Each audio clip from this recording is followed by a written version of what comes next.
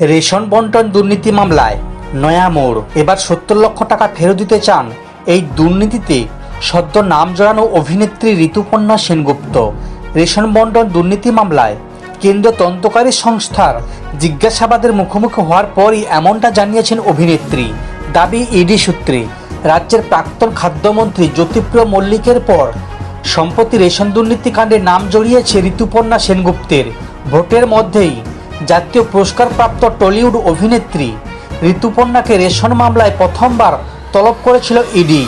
যদিও সেই তলবে সাড়া দেননি ঋতুপর্ণা, তবে দ্বিতীয়বার তলব করায় ইডির মুখোমুখি হয়েছিলেন ঋতুপর্ণা। গত জুন মাসে সিজিও কমপ্লেক্সে হাজিরা দিয়েছিলেন তিনি। প্রায় 5 ঘন্টা জিজ্ঞাসাবাদ করা হয় অভিনেত্রীকে। সেই সময় ইডি সূত্রে দাবি করা হয়, জেরায় ঋতুপর্ণা জানিয়েছেন 2013 সালে তার সংস্থায় 60 লক্ষ টাকা ঢুকেছিল ব্যাংক ট্রান্সফারের মাধ্যমে। এর মধ্যে 2 বছর পর 2015 সালে 20 লক্ষ টাকা তিনি ফেরতও দিয়েছেন বলে জানিয়েছেন তিনি। হাজিরা দিয়ে ইডি আধিকারিকদের কাছে অভিনেত্রী এই সংক্রান্ত নথিও দিয়েছেন বলে জানা যায়।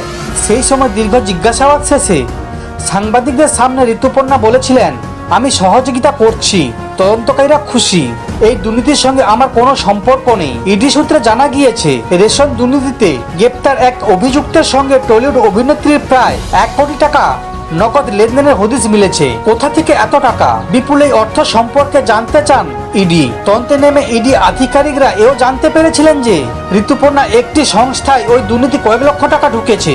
এবার এসব নিয়ে শোরগোলের মাঝেই 70 লক্ষ টাকা ফেরত দিতে চান খোদ অভিনেত্রী। সমস্ত খবর দেখতে এই চ্যানেলের সঙ্গে থাকুন। ধন্যবাদ।